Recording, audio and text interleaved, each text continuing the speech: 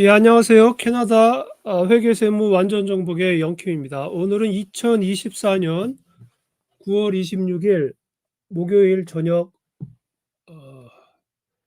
인데요. 온타리오주는 9시, 그리고 알버타주는 7시, BC주는 저녁 6시가 되겠습니다. 오늘도 역시 캐나다 세금 이야기 2024년 4월 정규 라이브 세금 강의 4주차 시간입니다.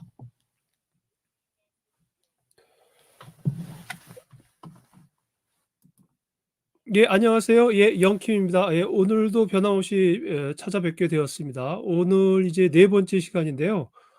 어, 오늘 이제 할 게 이제 연금 소득, 이자 소득, 배당 소득, 그리고 임대 소득 이렇게 해서 오늘 설명을 드릴 예정입니다. 그리고 지금 아래 이렇게 자막이 나가고 있는데 혹시 방송 진행 중에 캐나다 세금과 관련해서 또는 이제 비즈니스 세금 뭐 이런 것들과 관련해서 문의사항 있으면 언제든지 현재 그 실시간 채팅창에다가 이렇게 남겨주시면 제가 강의 진행 도중에 답변을 바로바로 드리도록 하겠습니다. 예, 지금 뭐 지나가는 걸 좀 예, 이렇게 하고, 그럼 오늘 이제 방송 준비한 내용을 쭉 이제 안내해 드리는 시간을 갖도록 하겠습니다. 예, 오늘 이제 4주차 시간인데요. 오늘도 역시 캐나다 세금 이야기, 밴쿠버에 계신 그 남궁재 회계사님이 이제 이렇게 저서로 계신 이 캐나다 세금 이야기 오늘도 이제 계속 이어서 하겠습니다. 오늘 이제 할 것은 여기 쭉 나와 있는데요. 연금 소득, 배당 소득, 이자 소득, 임대 소득 이렇게 네 가지를 할 예정입니다. 양도 소득까지 하기에는 오늘 시간이 좀 부족할 것 같아서 연금, 배당, 이자, 임대 이렇게 네 가지에 대해서 오늘 설명을 드리는 시간을 갖도록 하겠습니다. 예, 먼저 이제 연금 소득입니다. 연금 소득은 이제 영어로 펜션 인컴인데요. 아시다시피 이제 은퇴 후에 이제 가장 중요한 게 이거죠. 은퇴 후에 받는 이제 연금 소득입니다. 연금 소득에는 이제 여러 가지가 있는데 어, 이제 많은 분들이 알고 있는 그 OAS, 여기 이제 노인연금이라고 이렇게 해놓으셨는데요. OAS가 이제 뭐 가장 기본적인 거죠. 65세가 되면은 이제 받을 수 있는 이제 OAS 노인연금이 있고요. 올드에이지 시큐리티 펜션. 그다음에 이제 또 여러분들이 많이 알고 있는 캐나다 펜션 플랜. 이제 CPP라고 하죠. CPP. 캐나다 펜션 플랜은 직장을 다니시거나 또는 이제 비즈니스를 하시는 분들은 본인이 이제 그러한 소득에 대해서 세금뿐만 아니라 이 CPP도 같이 내고 계세요. 그럼 이제 이 CPP가 이제 적립이 돼 가지고 나중에 이제 신청을 하면은 이제 받을 수가 있는 거죠. 그래서 이제 가장 기본적인 것이 OAS와 CPP 이런 것이 있고, 또 이제 기타 이제 다른 이제 개인연금 소득들이 있을 수 있죠. 이 중에 하나가 이제 RRSP 같은 것을 개인적으로 어 이제 상품에 적립을 하면 이제 나중에 또 이제 은퇴 후에 이제 받게 되는 그런 소득이 있을 수 있습니다.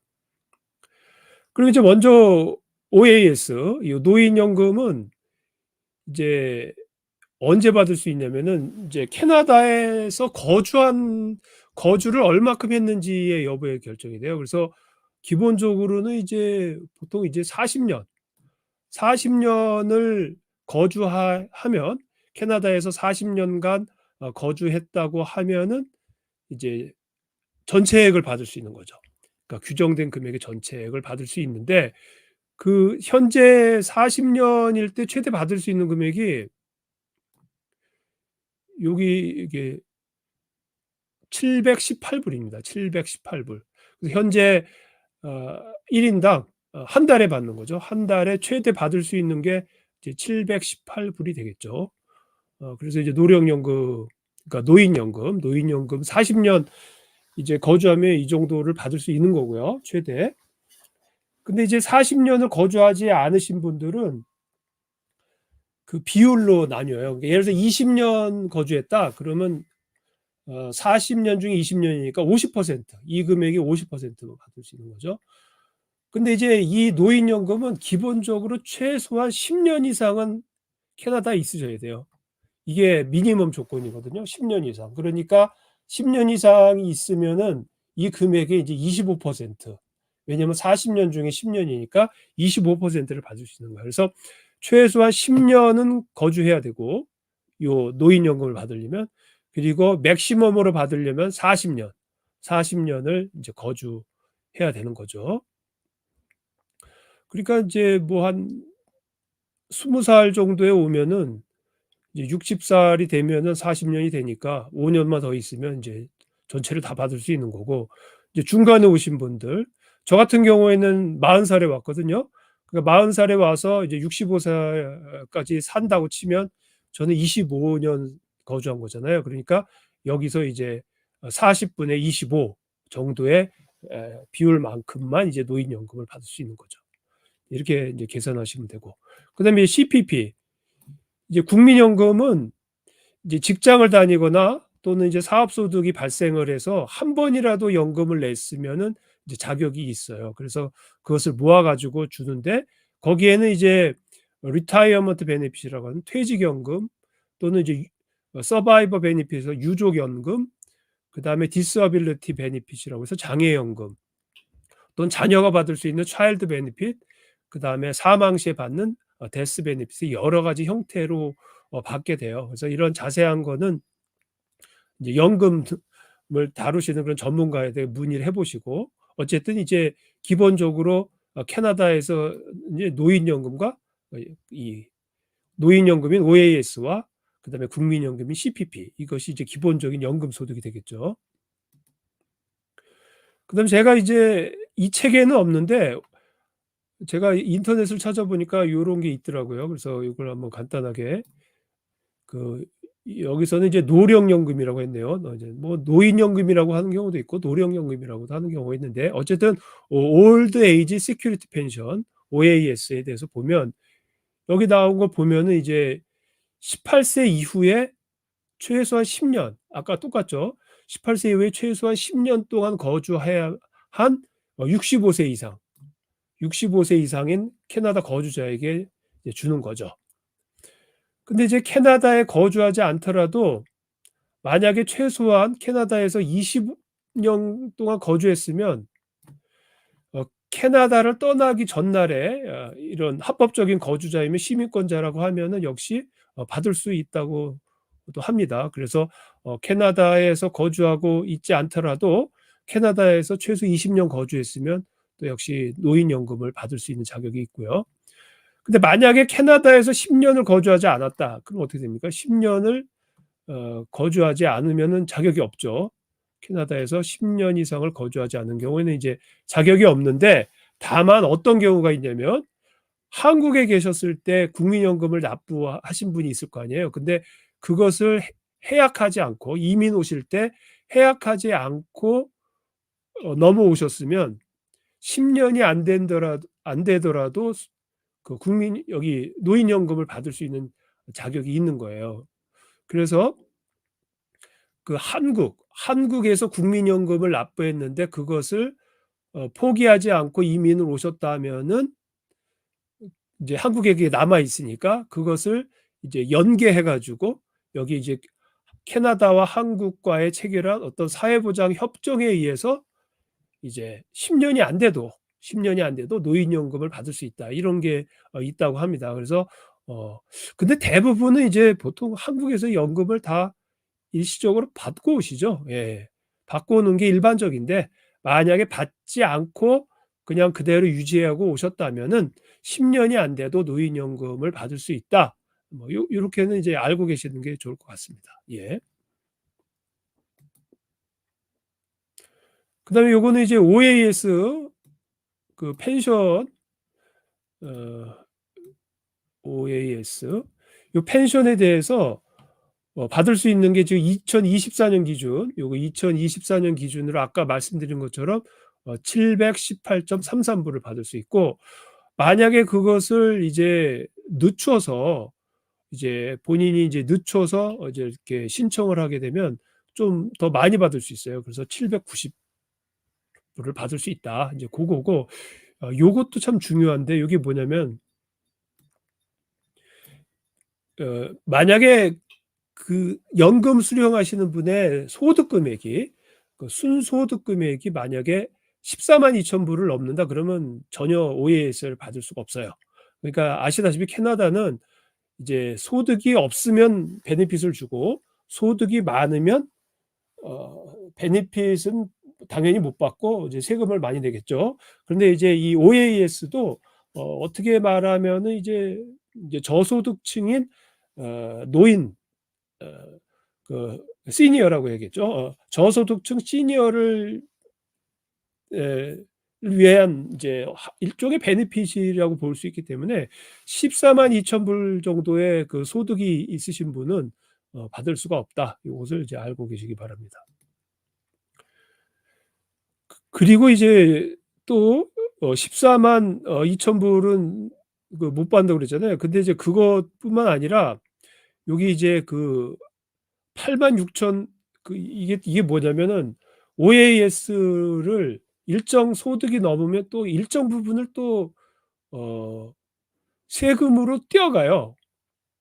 그러니까 좀 이해하기 어려우실 수도 있겠는데, 만약에 이제 어떤 그 개인이 이 8만 6천 불, 요것도 좀 중요한 금액인데 뭐 거의 8만 7천 불 정도 되겠네요. 요 금액을 넘어서면 자기의 순소득이 그 받은 OAS 금액 중에 일부를 세금으로 내야 돼요. 그러니까 세금으로 낸다고 볼 수도 있고 일정 금액을 환수 당해야 돼요. 그러니까 그 전체를 다 받지 못하고 일부 금액을 반납해야 된다는 얘기예요. 그래서 8만 6,912불을 넘었으면은 이제 반납이 시작이 되는 거고요.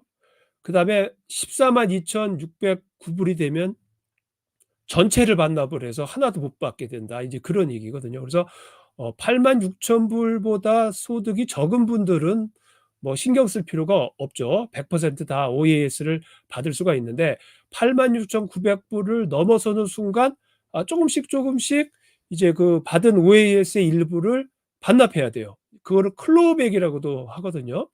공식 용어는 아닌데 그걸 OAS 클로우백이라고 돼요. 클로우백이라고 해서 이것을 이제 뺏기는 거죠. 준 것을 다시 뱉어내야 된다는 얘기입니다. 그래서 어떤 연금 수령자의 순소득과 요걸 이제 스레스홀드라고도 하는데, 요 어떤 그 기준이 되는 요 금액과의 차액의 15%를 반납해야 돼요. 그래가지고 여기 보면은 이제 2024년 7월부터 6월까지 보통 이제 이렇게 엇갈리게 차일드 베니핏도 마찬가지죠. 차일드 베니핏도 당해 연도 7월부터 그 다음 연도 6월까지를 하나의 기간으로 보거든요. 마찬가지로 OAS도 이렇게 6개월 단위로 이렇게 걸쳐 있어요. 그래서 2024년 7월부터 2025년 6월에 해당되는 OAS는 2023년 순소득을 기준으로 이제 계산이 되거든요. 이걸 기준으로. 그래서 요 기간 2024년 7월부터 6월까지의 요 기간에 걸쳐서 이제 요 순소득이 86,920불이 안 되면은 이제 100%그 노인연금을 받는데, 만약에 이 금액을 넘었으면 노인연금 중에 요 금액을 초과한 15%를 반납을 해야 된단 말이에요. 그래서 그 금액만큼을 공제해서 이제 그 노인연금을 받을 수가 있거든요. 그러니까 깎이는 거죠, 노인연금이. 그래서 예를 들면은 2023년 순소득이 만약에 9만 불이다. 그러면은 8만 6천 불을 초과하는 금액이 여기 3,088불이잖아요. 그러면 요 초과된 금액 3,088불의 15%인 463.20불. 요것이 이제 반납할 금액이에요. 이걸 일종의 뭐 텍스라고도 볼 수 있고 OAS의 일부를 반납을 하는 거예요. 그래서 463불을 이제 반납을 이제 하게 되는 거죠. 그래서 그 본인께서 받으셔야 할 24년 7월부터 25년 6월까지 기간에 요 금액이 반납이 되는 거죠.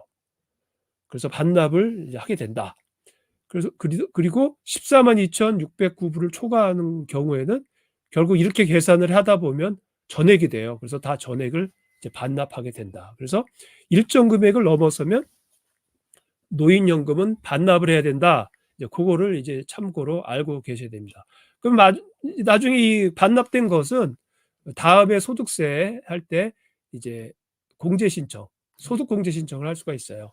왜냐면은 이제 다 받은 것을 소득으로 전년도에 소득을 잡았기 때문에 그중에 이제 우리가 토해낸 거, 반납된 금액은 이제 소득으로 잡으면 안 되잖아요. 그러니까 소득 공제 신청을 해야겠죠. 내가 이만큼은 받진 못했으니까 그거에 대해서는 이제 세금을 이제 저기에서 빼줘야 되는 거죠. 참고로 OAS는 이거는 과세소득이에요. 세금 신고 대상 소득입니다. OAS.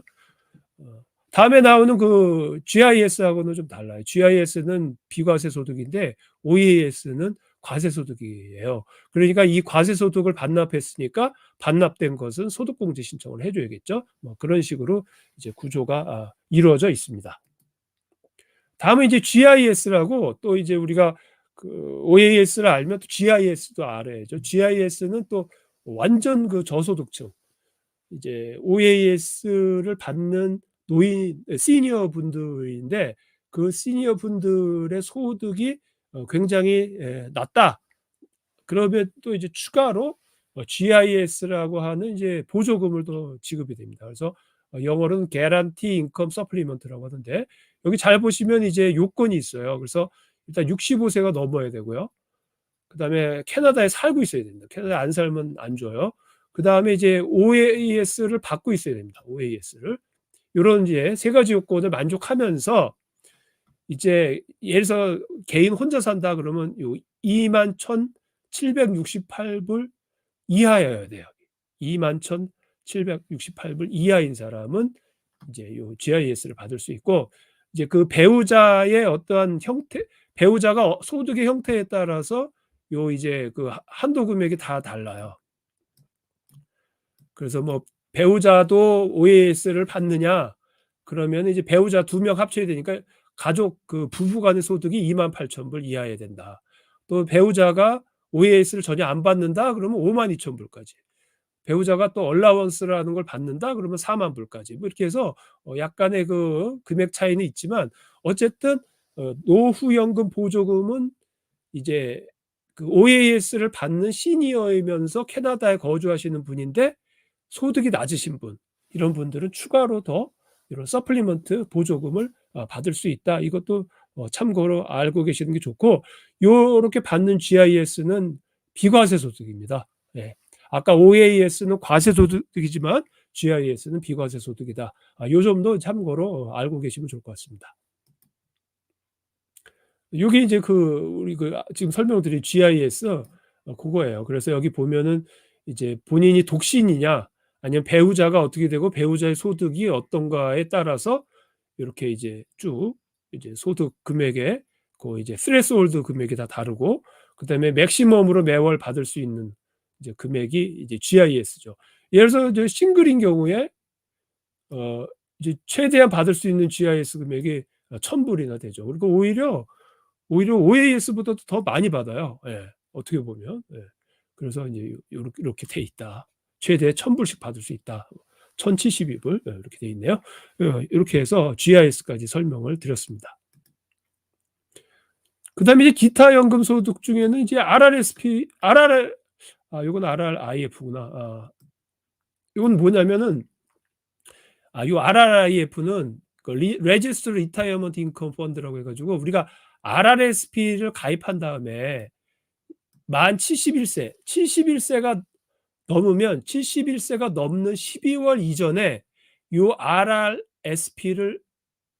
RRIF로 바꿔야 돼요. 그러니까 RRSP를 반드시 75세가 넘는 해에 자기가 이제 딱 1세죠. 71세. 71세가 되는 생일이 포함되는 연도의 12월까지 RRIF로 전환을 시켜야 돼요. 그러니까 예를 들어서 RRSP를 투자를 잘해 가지고 금액이 뭐 상당한 금액을 모았다고 치면은 이것을 RRIF로 전환을 안 하면은 71세가 되는 해에 전부 다 그 인출을 해야 되거든요. 그 다음 연도에 71세가 되는 그 연도 다음 연도에 전액을 인출하게 되면 아시다시피 캐나다에서는 소득이 높을수록 세율도 높고 세금도 많이 낸단 말이에요. 그러니까 한꺼번에 RRSP를 찾아버리면은 그 세금 부담이 너무 크거든요. 그렇기 때문에 여기 본 것처럼 이러한 이제 과세 부담, 세금 부담을 줄여주기 위해서 RRIF로 꼭 전환을 하셔야 돼요. 왜냐하면 RRIF는 한 번에 찾을 필요가 없이 그냥 법에서 정한 어떤 최소한의 금액이 있거든요. 뭐 몇 퍼센트만 1년에 몇 퍼센트 찾아라 이런 게 있어요. 그래서 그 해당되는 것만 찾으면 되기 때문에 한꺼번에 찾지 않을 수가 있거든요. 물론 이제 모아놓은 RRSF가 뭐 그렇게 금액이 크지 않다 그러면 뭐 한 번에 찾아도 되지만 RRS 경우에 따라서는 이제 투자를 잘해서 RRSP에 모인 돈이 상당한 금액이 있을 수가 있잖아요. 노후를 대비해서 내가 모아 놨고 그것을 또 투자를 잘해 가지고 금액이 그 금액이 뭐 예를 들어서 30-40년 이렇게 운용을 하면은 금액이 상당할 수가 있단 말이에요. 근데 그 금액을 뭐 한 번에 찾는다 그러면 세금이 뭐 어마어마하거든요. 뭐 잘못 찾다가 보면은 40-50%를 세금을 낼 수도 있어요, 그 금액에 따라서. 그렇게 높이 세금을 낼 필요가 없잖아요. 그렇기 때문에 그 캐나다에서는 RRIF라는 Registered Retirement Income Fund라는 그런 상품이 있어서 그걸로 전환을 하면은 한 번에 찾지 않을 수가 있다는 거예요. RRSP의 법에 따르면은 71세가 넘어가면 이제 무조건 찾아야 되거든요. 그러니까 무조건 찾아야 되면은 세금이 많이 나니까 RRIF라는 상품으로 전환을 해서 그때는 이제 최소한의 금액만 찾을 수가 있다. 이제 그런 것을 상식적으로 잘 알고 계셔야 될 것 같습니다. 그다음에 지금 뭐 여기 해외연금 얘기도 나오는데 해외연금 같은 경우에는 이제 만약에 그 해외연금을 이제 수령을 했는데 그 해당 국가에 세금을 냈다. 그러면 그걸 이제 외국 납부세액공제라는 것으로 해서 차감을 해줘요. 그러니까 예를 들어서 한국에서 어떤 이제 연금 상품이 있어서 거기서부터 소득이 있다 그러면은 뭐 예를 들어서 한국에도 그 소득에 따라 세금을 낼 거 아니에요. 그러면 그 세금은 이제 물론 이제 요것도 캐나다에서는 거주자는 전 세계 소득에 대해서 신고를 하니까 요거 해외 연금도 당연히 캐나다에서 신고를 하고 그거와 관련된 외국 납부세액은 차감해 준다. 이제 그런 얘기죠.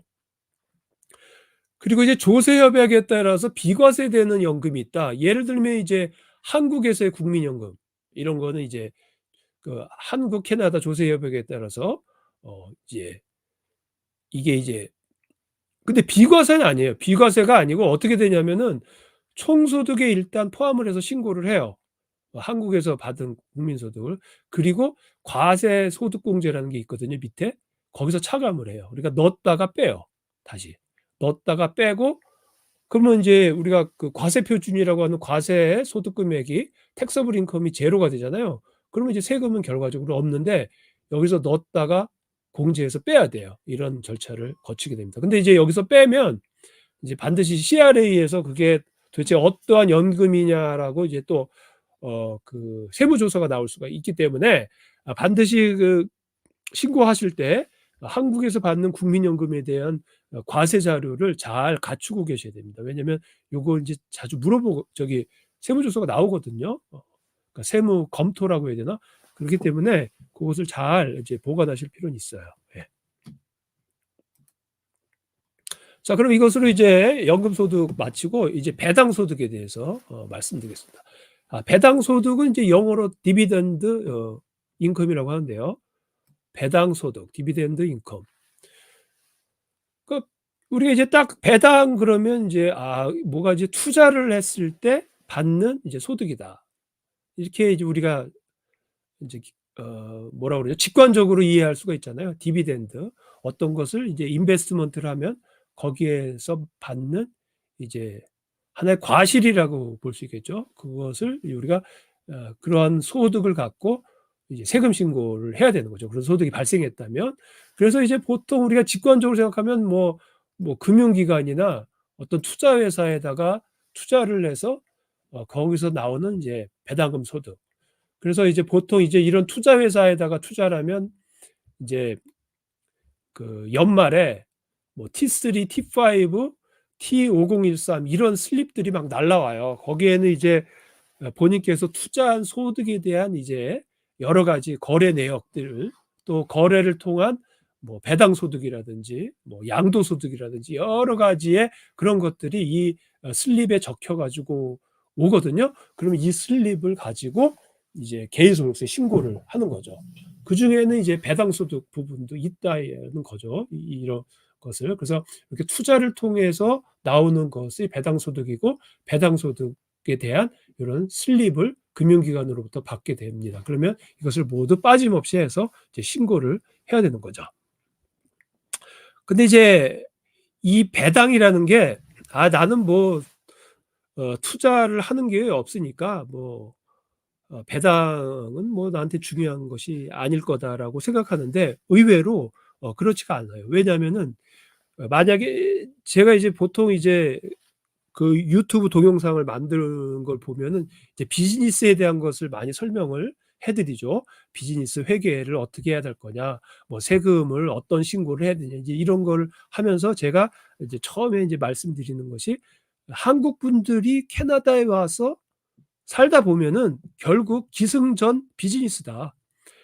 대부분 뭐 70% 80%는 거의 결국 비즈니스를 하실 수밖에 없어요. 예. 우리가 뭐 언어가 자유로운 것도 아니고 그렇기 때문에 자기가 어떤 스킬이 있으신 분을 포함해서 전혀 스킬이 없다 하더라도 어떤 식으로든 이제 비즈니스를 통해서 뭐 레스토랑을 운영을 하든 뭐 컨비니언스를 운영을 하든 뭐 그로서리 뭐 스토어를 운영하든 어떤 식으로든 이제 자기의 기술을 살려서, 또는 자기의 어떤 그런 자본력을 이용을 해서 비즈니스를 하게 된단 말이에요.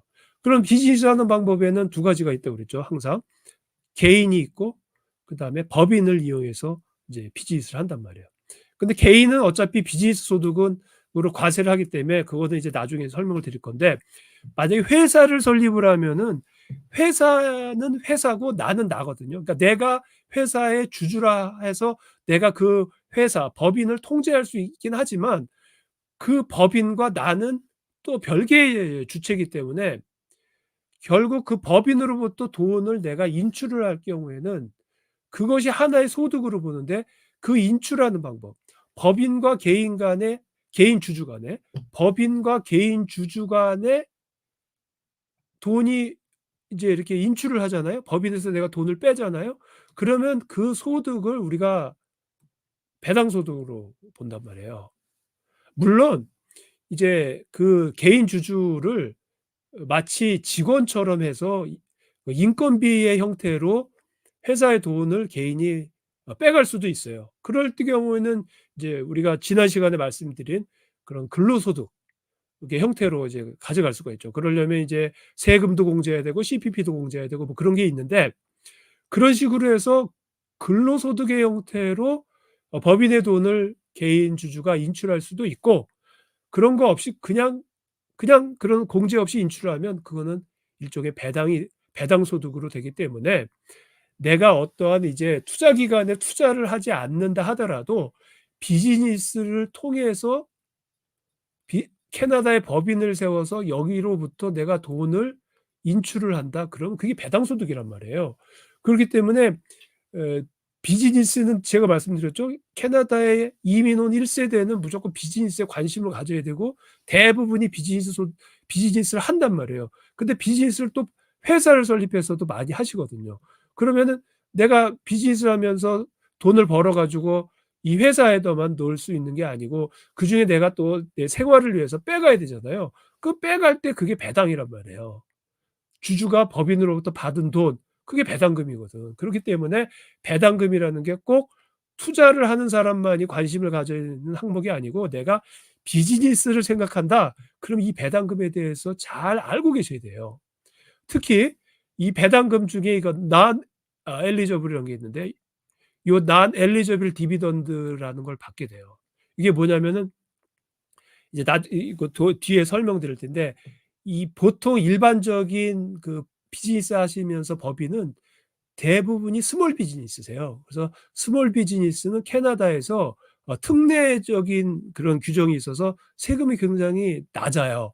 저율의 세금을 내거든요. 그래서 저율의 세율이 적용돼요 참. 낮은 세율이 적용돼요. 그래서 낮은 세율이 적용되는 스몰 비즈니스를 하는 회사로부터 받는 배당금, 이것이 바로 non elligible이에요. non eligible. 그럼 elligible은 뭐냐? 요거는 이제 그런 그 스몰 비즈니스가 아니고 일반적인 높은 세율로 세금을 내는 이제 회사죠. 그러니까 이거는 이제 대기업이죠. 대기업이나 이제 상장 기업 이런 데서 배당을 받는 것을 우리가 엘리저블이라고 하고 그다음에 그렇지 않은 소규모인들을 non eligible. 이건 뭐 그냥 개념적인 얘기인데 세율이 달라서 이렇게 붙이는 거예요. 예. 근데 이제 이 배당 소득을 하면은 좀 심오한 게 하나 있어요. 그거를 잘 알아야 되는데 그게 바로 이 그로스업과 디비던 텍스 크레딧이에요, 이게. 요것도 이제 알아야 돼요. 요것을 이제 설명드리려고 오늘 한 거죠. 그래서 이 그로스업이 뭐냐? 그로스업은 뭐고 또 디비던 텍스 크레딧이라고 해서 이걸 배당 세액 공제라고 하거든요. 배당을 받으면 왜 또 세액 공제를 해 주냐? 이제 요런 것을 이제 설명을 드릴 거예요. 그전에 이제 요게 바로 그 코퍼레이션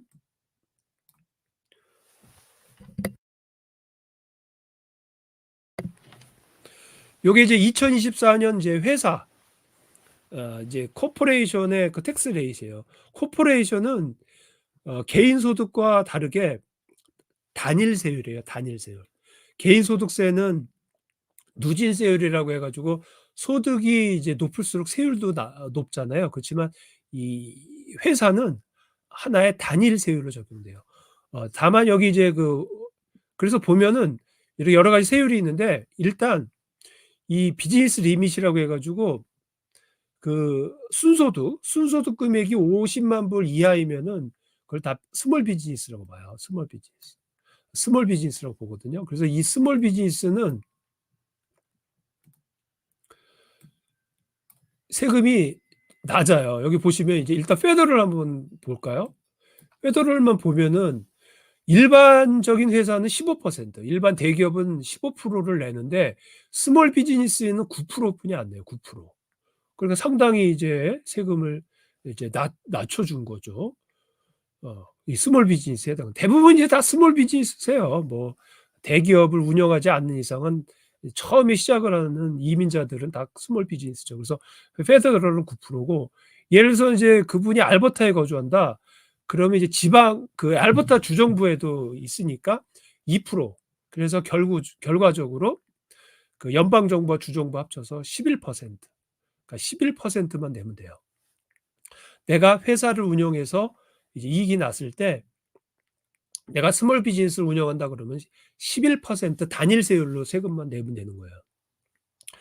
근데 보통 이제 그 개인 소득세 보면은 뭐 보통 이제 연방은 33%에다가 또 예를 알버타 같은 경우는 10% 합치면 43%에서 소득이 많아지면 43% 이렇게 내야 되잖아요. 그렇지만 스몰 비즈니스인 경우에는 단일 11%만 내요. 그러니까 상당히 개인 소득세하고 차이가 있죠. 저율의 세금을 내는 거죠. 낮은 세율. 예를 들어 BC주다. BC주도 똑같네요. 알버타하고. 그러니까 BC주도 11%, 9%, 2%. 그다음에 이제 온타리오주다. 온타리오주도 약간 높아요. 3.2%. 그래서 합치면은 12.2%. 그래서 요거 해서 12.2%의 단일 세율을 적용을 해요. 그러니까 회사는 이거 세율이 적다. 이제 이렇게 생각하는 거고. 그다음에 여기 인베스트먼트 인컴은 뭐냐면 이거는 이 스몰 비즈니스는 그 회사의 그 영업 목적과 맞는 그런 액티브 비즈니스 인컴이라고 해 가지고 회사의 영업 비즈니스 목적에 맞는 그런 이익일 경우에만 이렇게 세율이 낮은 거고, 만약에 회사 내에 인베스트먼트를 한다, 투자를 한다 그러면 굉장히 높은, 오히려 일반 과세보다도 높게 세율을 적용돼요. 그래서 예를 들어서 뭐 회사를 세워 가지고 그 안에서 투자를 해 가지고 이익을 낸다? 그럼 예를 들어서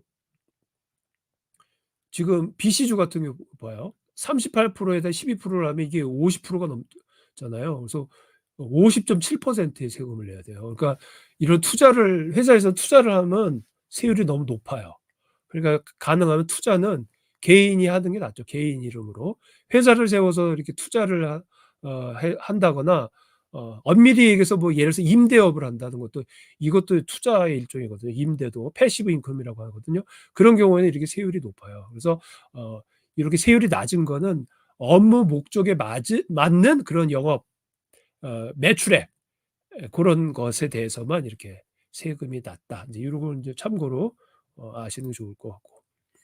지금 여기에 보면 이제 그로스업과 그다음에 이제 디비던드 텍스 크레딧이라고 해서 세액공제를 설명했는데, 이거 한번 읽어 보셨나요? 이제 제가 교재를 쭉 나눠 드렸는데 뭐 혹시 읽어서 이제 이해가 되셨는지 모르겠는데, 요걸 제가 이제 도표로 그리 이제 하나의 표를 보고 한번 설명을 다시 드려 보도록 하겠습니다.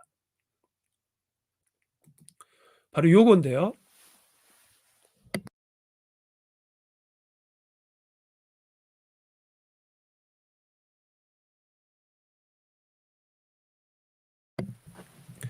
지금 보고 계신 게 이제 아까 말씀드린 것처럼 개인 주주가 회사로부터 자금을 인출하게 된다. 그럼 이제 요렇게 회사로부터 인출을 하게 되면은 그거에 두 가지가 있다 그러죠. 급여로 가져갈 것인지 근로소득, 배당으로 가져갈 것인지 배당소득. 그런데 이제 만약에 요게 이제 두 가지를 비교하는 건데, 급여나 배당이나 두 가지 방법이 다르면은 한 가지만 할 거 아니에요.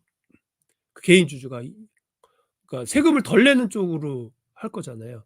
그러면은 안 되기 때문에 원칙적으로는, 이론적으로는 급여로 가져가든 배당으로 가져가든 동일한 효과를 가져오게 해야 돼요. 급여로 가져가든 배당으로 가져가든. 그걸 이제 인테그레이션이라고 하는데 어 두 가지가 동일해야 돼. 예를 들어서 그래서 급여로 가져가는 걸 한번 볼까요? 이제 매출액이 이제 10,000불이 발생했어요. 근데 10,000불이 이제 그러니까 이익이라고 하죠. 그러니까 10,000불이 매출액이에요. 근데 다른 건 없고 그냥 만약에 인건비가 급여만 있다고 쳐 봅시다. 아주 그냥 극단적인 것을 인제 가정하는 거예요. 왜냐하면 이걸 분석을 심플하게 하기 위해서 뭐 이런 회사가 있다고 해 봅시다. 그래서 돈을 10,000불 벌어서 다 10,000불을 주주가 가져갔다. 그러면은 이제 회사에는 아무런 이익이 없잖아요. 그러면 세율이 예를 들어서 12% 라고 하면은 이거는 이제 이익이 없으니까 법인세 없는 거죠. 그러니까 급여로 가져간 경우 법인세가 없어요. 왜? 다 그냥 번 거를 다 급여라는 비용으로 처리했거든요. 이거 이제 다 개인 주주가 가져간 거예요. 그럼 개인 주주 입장에서는 이 10,000불이 급여가 돼서 이제 근로소득이 됐을 거 아니에요. 그러니까 근로소득으로 가져가고 그 세율이 예를 들어서 25%다 그러면 이 사람은 이제 10,000불을 벌었으니까 개인 주주는 2,500불의 세금을 내는 거예요. 그래서 최종적으로 이렇게 회사하고 개인을 하나의 전체 공동체로 보면은 10,000불을 벌어서 2,500불을 최종적으로 CRA에다 세금을 낼 거죠. 그래서 급여를 벌어서 결국 10,000불을 벌어서 2,500불 세금 냈다 인제. 요렇게 정리할 수 있잖아요. 요게 이제 급여로 가져갔을 때고, 만약에 그러면 배당으로 가져갔을 때도 한번 분석을 해 볼게요. 자 이제 매출액 10,000불을 이제 벌었어요. 근데 인건비로 안 가져갔으니까 전액이 다 이제 그 순이익이 되는 거죠. 그래서 순이익의 단일 세율 12%다. 그러면 이제 법인세 1,200불을 냈을 거 아니에요, 1,200불. 그러면 이제 여기서 10,000불 벌어 가지고 1,200불이 이제 밖으로 빠져나간 거죠. 그러면 이제 요 회사 내에는 10,000불과 1,200불을 뺀 8,800불만이 여기에 이제 남아 있을 겁니다. 8,800불. 그죠? 근데 이제 8,800불이 남아 있는 것을 전부 다 여기 8,800불을 전부 다 그러면은 배당으로 이제 개인 주주가 가져갔다고 이제 보는 거예요. 그러면 이제 회사 내에는 아무런 자금이 없는 거죠. 여기도 마찬가지로 급여도 다 가져가서 자금이 0이듯이 여기도 이제 일단 법인세 먼저 내고 나머지 그 세후 이익금을 이제 다 개인 주주가 가져가면 그게 배당이 되는 거예요. 그러면 여기에 보면은 사내에 남아 있는 것이 사내에 유보되어 있는 것이 8,800불이잖아요.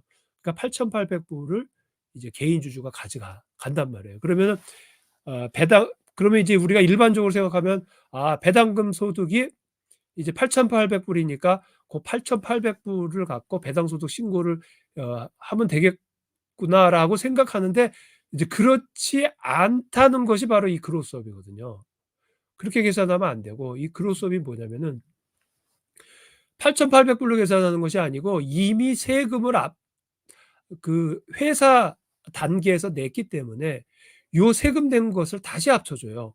그래서 8,800불에다가 세금 낸 것을 합치는 거 버리면 이제 10,000불이 되잖아요. 그래서 배당 소득세 신고할 때 8,800불로 시작하는 것이 아니라 10,000불에서 시작을 해요. 그래서 8,800불을 10,000불로 바꿔주는 고러한 절차를 우리가 그로스업이라고 하거든요.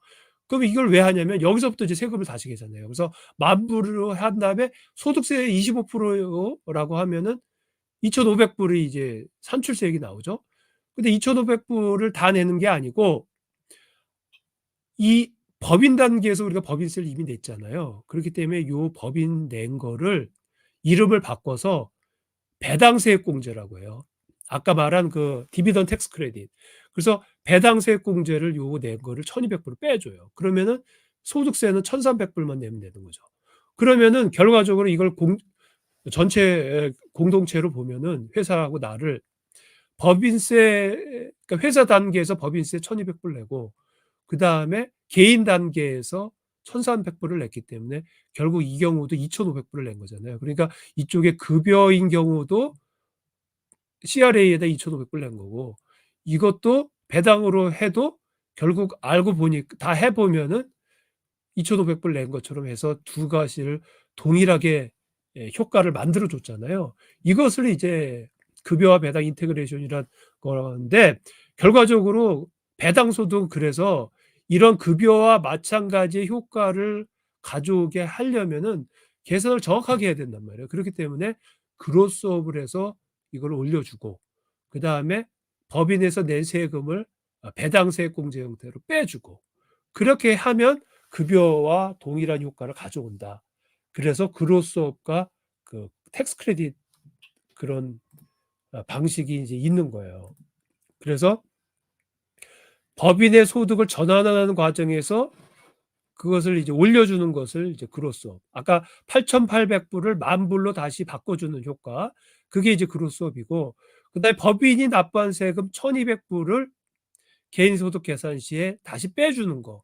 그것을 이제 이름을 바꿔서 디비던 텍스 크레딧인데 그걸 이제 배당세액 공제라고 하거든요. 그래서 이러한 과정을 통해서 세액 그 계산을 해줘야 근로소득자하고 동일한 효과를 가져오거든요. 그래서 이것이 바로 그로스업과 배당세액 공제라는 그런 이제 제도입니다. 그래서 여기서 궁극적으로 어떤 종류의 기업이든 배당금을 받는 것이지 관계없이 동일한 소득으로 법인과 개인 주주가 내는 세금을 동일하게 유지해야 된다. 누구하고 같이? 근로소득자하고. 그래서 그것을 바로 이런 이제 그로스업과 이제 디비던드 텍스 크레딧이라는 제도로서 이제 맞춰주는 거죠. 그다음에 이제 두 번째, 요건 이제 다른 얘기인데 외국 법인으로부터 배당금을 받을 수 있잖아요. 그런 경우에는 이제 보통 예를 들어서 미국 기업에 투자해서 배당금을 받을 때 보시면은 걔네가 원천 징수를 해요, 얼마를. 그렇기 때문에 내가 배당금 수익에 그걸 다 받는 것이 아니라 그 원천 징수를 일부 하거든요. 예를 들어서 한국에 뭐 예를 들어서 한국 정부가 한국에 투자를 해서 예를 들어서 내가 받는다 그러면 한국 정부 입장에서 내가 한국에서는 비거주자잖아요. 그렇기 때문에 한국에서는 나를 비거주자이기 때문에 배당금을 줄 때 일정 금액을 이제 공제를 하고 줘요. 원천 징수를 하고 줘요. 그거는 이제 조세 여백에 따라서 15%죠. 조세 협약이 없으면 25%인데 협약이 있기 때문에 15% 정도만 이제 공제하고 이제 소득을 받을 수가 있습니다. 자, 다음은 이제 이자 소득입니다. 이자 소득은 뭐 간단하게 설명드리면 결국 이제 금융기관 투자회사로부터 받는 뭐 배당하고 거의 비슷하죠. 요런 슬립을 받게 되는데 여기에 이제 이자 소득이 다 기록이 되어 있고 보통 이제 T5 슬립을 받을 거예요. 그냥 T5. 그렇게 해서 이제 받게 되면은 이것도 이제 소득세 신고할 때 모든 슬립을 다 반영해서 이제 신고를 하셔야 되는 거죠. 그다음에 이제 만약에 그 은행 계좌가 배우자와 또 공동 계좌면은 지분율만큼만 이자 소득을 신고하면 돼요. 그래서 예를 들어서 별도로 어떤 지분율이 없이 공동 계좌다 그러면 50대 50을 이제 신고를 하면 되는 거죠. 그리고 이제 외국에서 발생한 이자 소득 역시 지금 한국 같은 경우는 10% 조세 협약에 의해서 10%를 이제 공제하고 이제 받게 되는 거죠. 그리고 또 한 가지 말씀드리고 싶은 게 아까 말한 이거 이제 투자와 관련된 거예요. 투자와 관련돼서 이자와 배당 소득이 발생하는 경우는 우리가 그걸 non-registered account라고 해요. 그래서 여러분도 아시다시피 그 투자를 할 때 투자와 관련된 거는 TFSA가 있고 RRSP가 있잖아요. 그래서 TFSA하고 RRSP 상품이 경우에는 과세 이연을 하거나 아예 세금 그 이익에 대해서 세금 자체가 없어요. 그러니까 예를 들어서 RRSP는 그것을 나중에 인출하기 전까지는 그 안에서 발생하는 모든 소득에 대해서 세금을 내는 것이 아니고 과세가 이연이 돼요. 뒤로 인출 시기까지. TFSA는 그것을 투자를 하면은 거기서 발생하는 이익에 대해서 전혀 세금이 없어요. 그렇기 때문에 지금 우리가 말씀드리고 있는 어떤 배당 소득이라든지 투자와 관련된 배당 소득이라든지 이자 소득은 그러한 RRSP나 TFSA에서 발생하는 이자나 배당 소득이 아니고 그런 등록된 것이 아닌 non-registered 비등록 계좌 또는 일반 계좌 거기에 투자했을 때 발생하는 이자와 배당 소득이에요. 그렇기 때문에 만약에 본인께서 TFSA 한도가 있으면 괜히 그 비등록 계좌에다가 투자할 필요가 없는 거죠.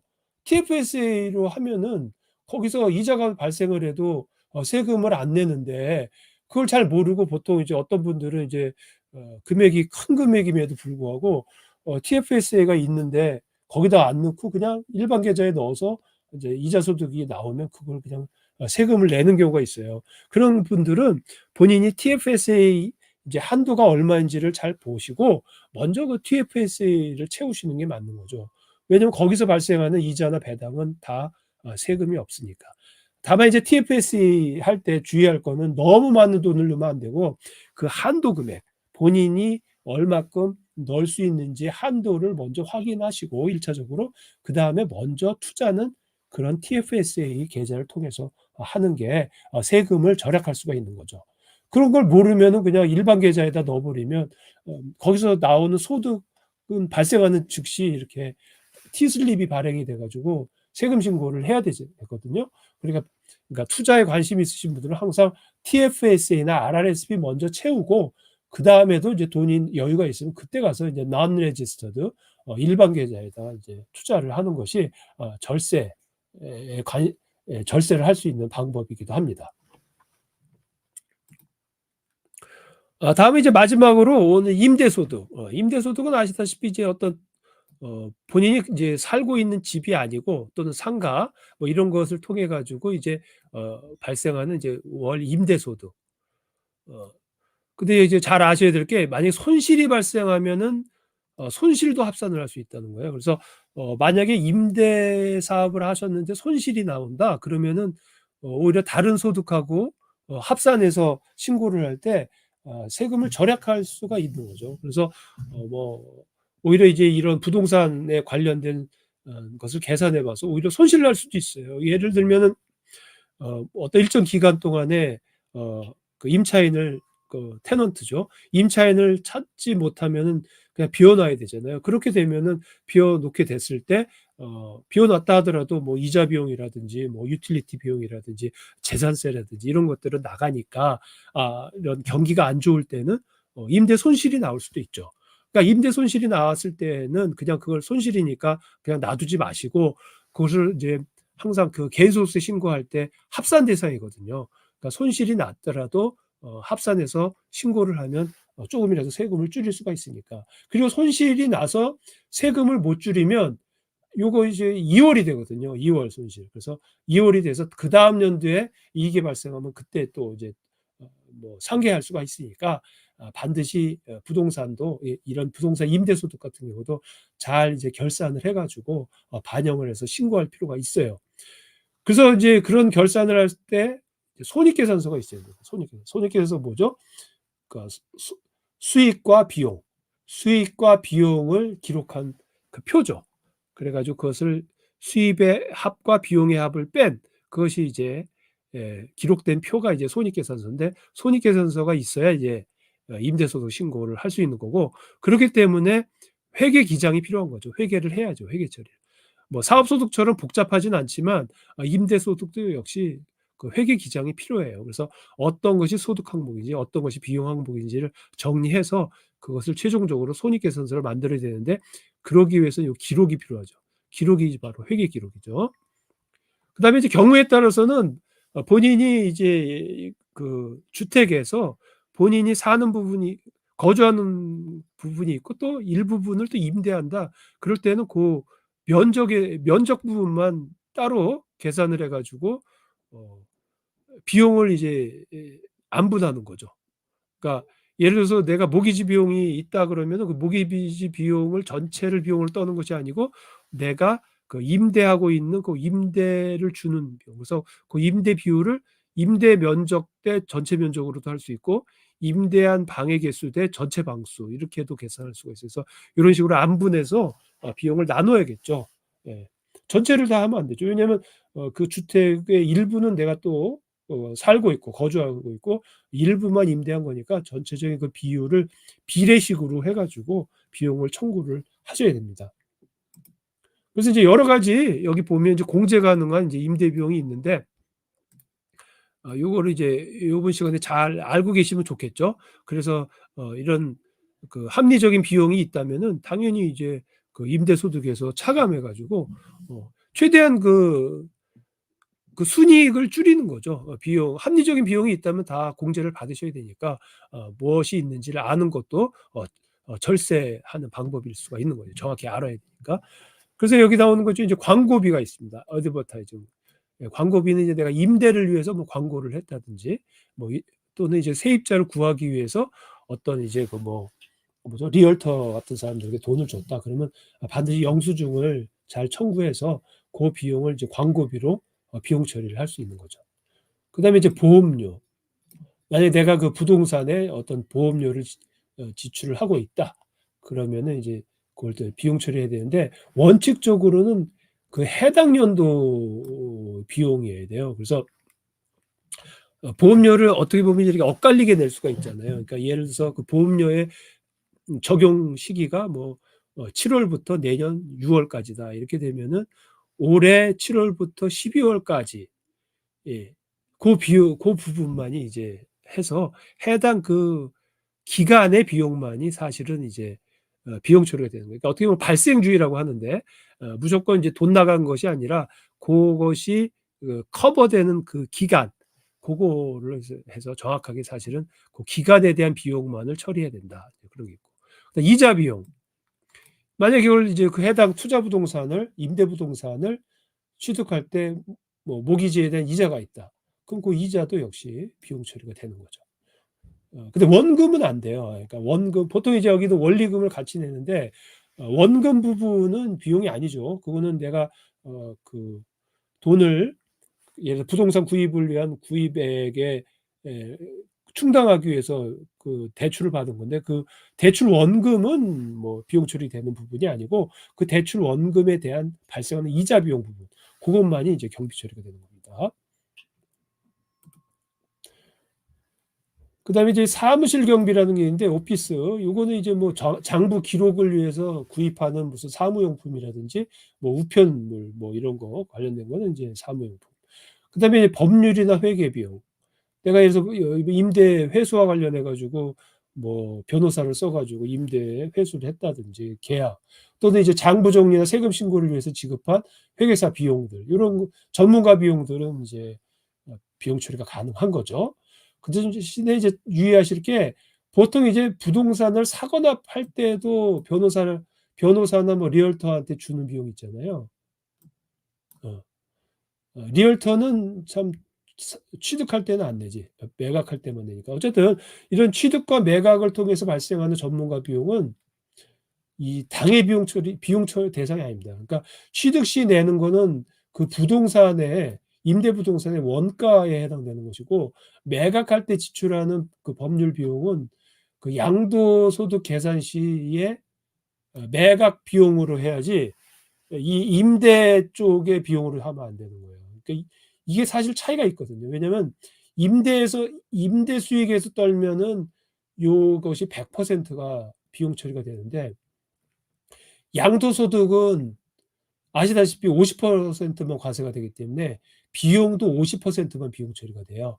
그렇기 때문에 여기에서 하는 거하고 여기서 하는 게 이게 다르거든요. 그렇기 때문에 그걸 잘 알아야 돼요. 그래서 취득과 매각 시에 발생하는 전문가 비용은 취득 시는 해당 그 자산의 취득 원가에 넣어야지 이렇게 비용으로 처리하면 안 되고, 매각 시의 비용은 이 임대 수익과 관련되는 것이 아니고 양도소득과 관련되는 비용이다. 이렇게 하시면 되겠습니다. 그다음에 이제 뭐 예를 들어서 관리 비용, 뭐 예를 들어서 뭐 이런 것도 있잖아요. 임대 수익을 내가 직접 받기가 이제 번거로우니까 어떤 대리인을 끼고, 대리인이 알아서 이제 어 이제 회수하게 해 주고 대리인에게 어떤 금액을 지급하게 된다. 그럼 이제 그런 관리, 임대 관리를 위해서 지급하는 거 역시 다 비용으로 처리할 수 있습니다. 다만 영수증 같은 걸 잘 보관하고 나중에 이제 그걸 소명해야 되니까, 고런 이제 기본적인 증빙, 영수증이나 인보이스는 당연히 잘 갖추고 있어야 되고, 이런 것은 당연히 다 회계 기록을 하셔야 돼요. 그래야지만 나중에 다 공제를 받아서 저기 그 세금을 절약할 수 있는 거죠. 그다음에 수선비. 또 이제 임대 부동산인데 뭐 수선을 할 필요가 있다. 그러면 이제 수선비 당연히 비용 처리가 되는 거고, 만약에 리노베이션을 한다는 거는 그 수선과 다르게 자산의 효용을 증가시키는 거거든요. 수선은 원상복구하는 거고, 리노베이션은 가치를 증가시키는 거거든요. 근데 가치를 증가시키는 거는 수선비가 아니기 때문에 그건 마찬가지로 자산의 취득원가에 포함할 대상이지 비용 처리 대상이 아니다, 이렇게 보고 있어요. 예. 그다음에 만약에 이제 직원을 고용하는 임대 사업이다. 그러면 이제 뭐 그 뭐야, 이런 급여 나오겠죠. 급여 처리해야 되고. 그다음에 이제 많이 나오는 게 이제 이 텍스, 프로퍼티 텍스와 유틸리티, 이런 것도 기본적으로 비용으로 떨 수가 있죠. 그래서 임대 사업을 하시면은 사실 비용 항목이 많아요, 여러 가지로.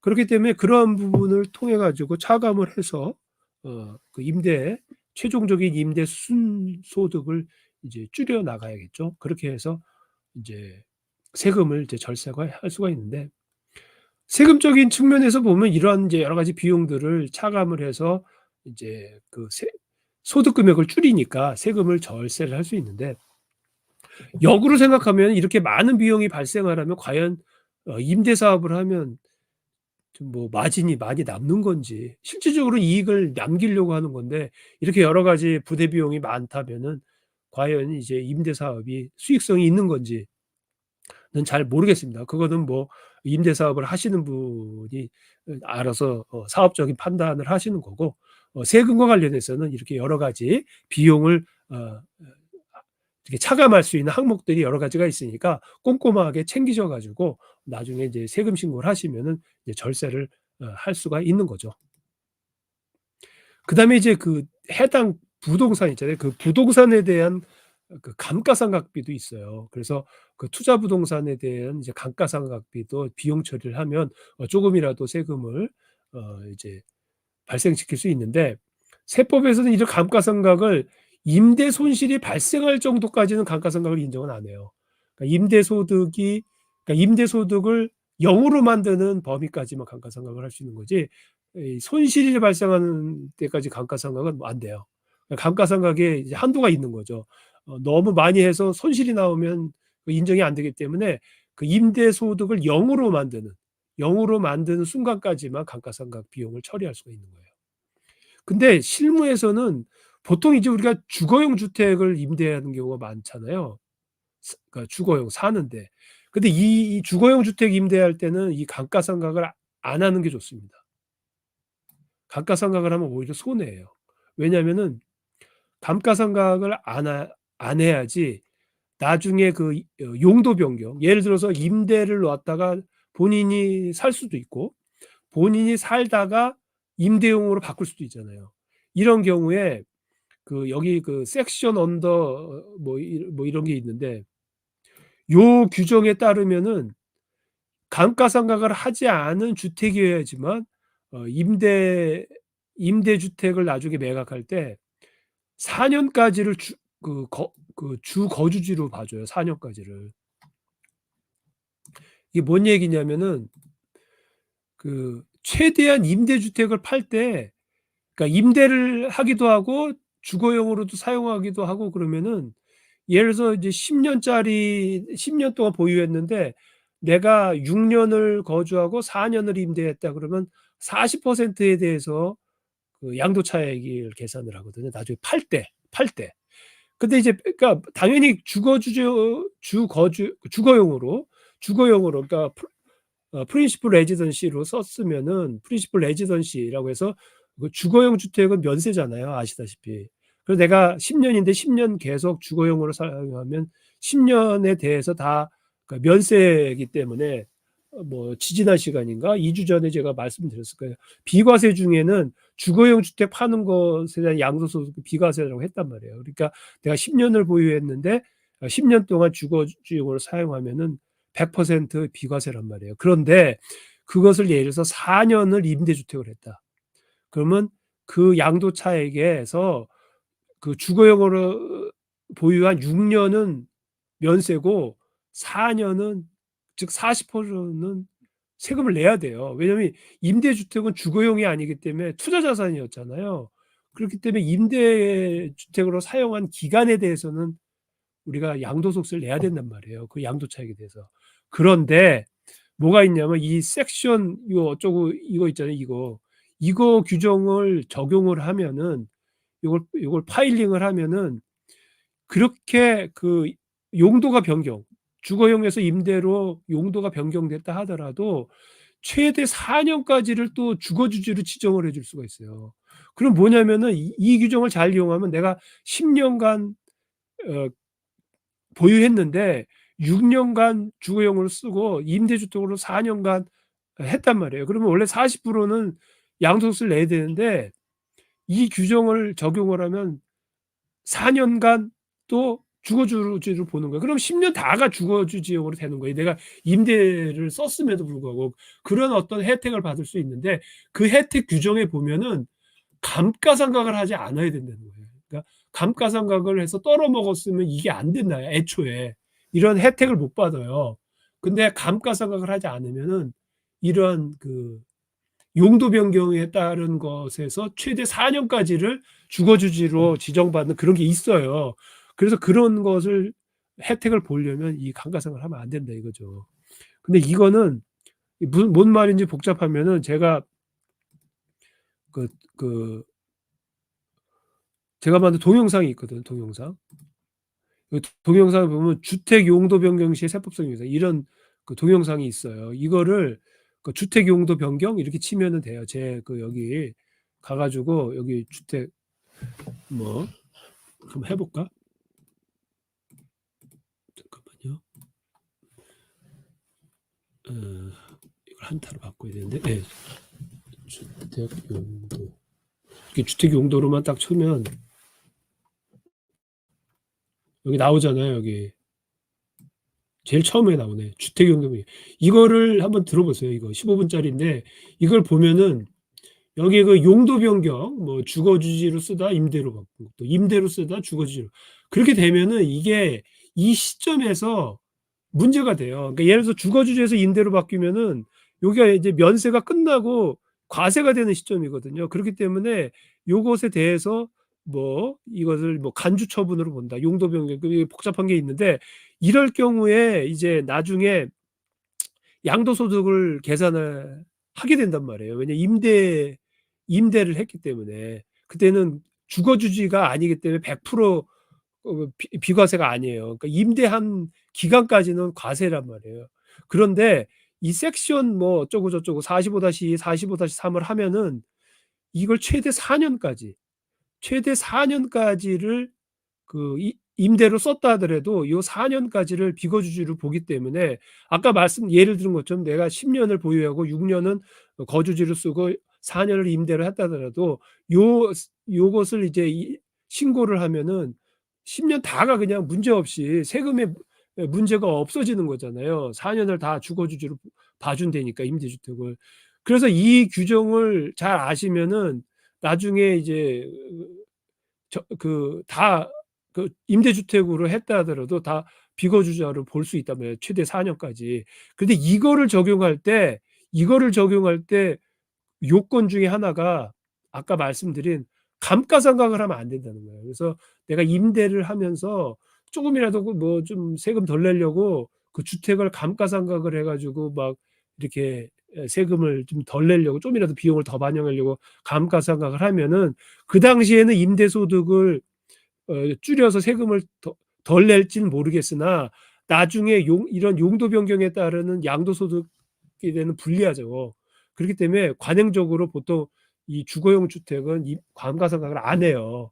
그러니까 감가상각을 안 하는 게 좋아요. 그 임대 비용에 넣지 말라 이거야. 감가상각비. 그 얘기입니다. 뭐 상가나 이런 건 상관없는데 주택인 경우에는 이제 그런 거 있다. 그걸 상식적으로 좀 아실 필요가 있어요. 예. 그리고 제 동영상을 제가 이제 안내해 드리는 이 동영상 요거 임대 요거 이거 주택 용도에 대한 이걸 잘 보시면은 더 설명이 돼 있으니까 시간이 있으시면 뭐 참조하시면 좋을 것 같습니다. 그다음에 이제 임대 비용으로 공제되지 않는 게 있어요. 공제되지 않는 거. 그건 뭐가 있냐면은 취득세는 아까 말했죠. 취득 원가에 포함되는 거예요. 그러니까 취득세도 그렇고 취득 시에 발생하는 변호사 비용 이거 다 취득 원가지 비용 대상이 아니다. 그다음에 이제 아까 말했죠. 모기지 원금은 당연히 아니죠. 비용이 아니죠. 원금 상환은 비용이 아닙니다. 모기지 이자만 비용이지 원금 부분은 아니에요. 그렇기 때문에 원리금에서 그 원금과 이자 비용을 구분해서 이자 비용만 빼서 공제 신청해야 돼요. 근데 벌금은 절대 경비 대상이 아닙니다. 벌금. 국세청에 대한 벌금은 안 되고. 그다음에 개인에 대한 인건비. 뭐 만약에 이제 본인이 이제 임대소득을 하고 본인이 인건비를 여기다 청구한다? 이거 안 되죠. 자기 인건비는 대상이 아니에요. 제3자 인건비라면 뭐 되겠지만 당사자 인건비는 안 되겠죠. 그래서 개인 자신의 인건비를 빼면 안 된다. 그런 것이 있겠습니다. 그렇게 되고 만약에 해외 부동산이 있다, 뭐 한국 등에 이제 뭐 부동산이 있다 그러면 역시 이것도 세금 신고 대상이 되고 그다음에 이제 한국에서 낸 세금을 이제 외국 납부세 공제로 이제 공제가 될 수 있는 거죠. 이렇게 되겠습니다. 그래서 요까지 이제 임대 됐고 요게 바로 이제 임대소득 신고 그 양식이거든요. 요게 이제 스테이트먼트 리얼 에스테이트 렌탈이라고 해가지고 요게 이제 그 양식 이름이 T776번이에요. T776. 요게 양식번인데 요게 이제 기본적으로 비즈니스 하는 그 임대소득자에 대한 신상 정보를 이렇게 기록을 하고 요게 이제 인컴을 정리해서 기록을 하고 요게 익스펜스. 여기 익스펜스 쭉 나오죠. 뭐 애드버타이징 광고비, 보험료, 이자 비용, 사무용품비, 그다음 프로페셔널 피라고 해서 리갈이나 어카운팅 피, 법률이나 회계 비용, 그다음 매니지먼트 피, 그다음에 리페어 앤 메인텐스 수선비, 그다음에 급여, 그다음에 프로퍼티 텍스 재산세, 뭐 여행 경비도 있네요. 그다음에 유틸리티 뭐 이런 것들이 있습니다. 여기 자동차 비용이 있는데 이건 되게 이런 거는 뭐 안 하시는 게 좋아요. 이거 하면은 이런 거는 좀 그 CRA의 주목을 받을 수가 있어요. 그래서 이런 건 잘 청구 안 합니다. 이런 자동차. 실질적으로 뭐 모르겠어요. 뭐 이렇게 자기의 그 관리하는 부동산이 뭐 굉장히 먼 곳에 있다. 그래서 나는 여기 이제 뭐 뭐 도시에 살고 있는데 그 관리해야 되는 그 부동산이 굉장히 멀리 있어서 내가 뭐 주기적으로 뭐 차를 타고 가서 그것을 관리해야 된다. 그러면은 이제 할 수 있지만 보통 이제 가까운 곳에 있다면은 요 차량 운행비는 청구하지 않는 게 좋습니다. 왜냐면 요거는 그 세부 조사를 잘 받기 때문에 오히려 긁어부스럼이 될 수가 있어요. 예. 그렇게 해서 여러 가지 이제 이런 경비 내역이 있다. 이렇게 이제 말씀을 드렸습니다. 오늘 임대소득까지. 그래서 오늘 이제 말씀드린 것이 이제 네 가지였는데요. 연금소득, 그리고 참 네 가지였죠. 연금소득, 이자소득, 배당소득, 그다음에 마지막에 어, 임대소득 이렇게 해서 이제 네 가지를 이제 정리를 해드렸으니까 잘 이제 공부를 다시 한번 복습을 해보시고 또 여기에 대해서 문의사항이 있으면 캐나다섹스 856 gmail.com으로 연락을 주시면 되겠습니다. 그리고 이제 다음 시간에는 이제 5주차예요. 5주차. 5주차는 이제 10월 3일 목요일. 다음 주 이제 목요일 별일 없으면 이제 하도록 하겠습니다. 그 5주차 시간에는 이제 오늘 임대소득까지 했고 이제 양도소득, 캐피탈 게인하고 사업소득. 요 사업소득, 예, 요거 아까도 말씀드렸지만 이제 뭐 좀 너무 극단적인 얘기지만 뭐 기승전 비즈니스. 그래서 우리 이민 1세대들은 대부분 이제 비즈니스를 많이 하기 때문에 비즈니스가 이게 사업소득이거든요. 그래서 이 사업소득도 잘 다음 시간에 이제 이렇게 시청을 해주시면 잘 이제 공부를 하실 수 있을 것 같습니다. 그래서 다음 주 10월 3일 목요일에는 5주차 강의를 진행하도록 하겠습니다. 예, 그럼 오늘 이제 이렇게 쭉 연금소득, 이자소득, 배당소득, 그리고 마지막에 임대소득까지 말씀을 드렸고요. 예, 아무쪼록 이제 제 강의를 들으시고 또 제가 나눠드린, 안내해드린, 그다음에 온라인 교재 그걸 또 한번 읽어보시고 그렇게 되면은 좀 이제 처음에는 그냥 읽을 때는 이제 개념이 잘 이제 안 들어오면은 제 이런 방송을 들어보시고 또 나중에 들어보시는 분들은 약간 그 속도를 빨리 해서 들으면 되거든요.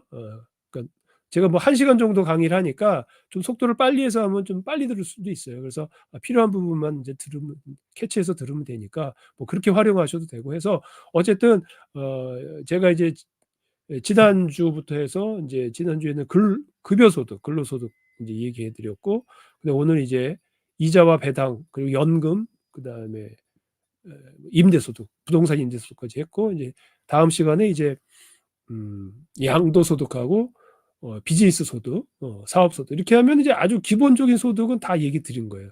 그렇게 되면 이제 앞으로 본인이 어떤 것들을 이제 소득세 신고에 반영을 하는지 어느 정도 이제 구체적인 개념을 잡을 수 있을 겁니다. 그럼 오늘 이제 오늘 어떻게 되죠? 9월 26일 목요일 강의를 이것으로 마치고 다음 주 10월 3일 날 또 이제 새로운 주제 뭐죠? 양도소득과 비즈니스 소득에 대해서 말씀을 드리도록 하겠습니다. 네, 그럼 오늘은 목요일이고요. 내일 금요일 또 이제 주말이 또 시작될 텐데 하여튼 주말 잘 보내시고 다음 주에 다시 뵙도록 하겠습니다. 오늘 이렇게 시청을 해주셔서 다시 한번 이제 감사드리겠습니다. 그럼 이제 이것으로 마치겠습니다. 예, 수고하셨습니다.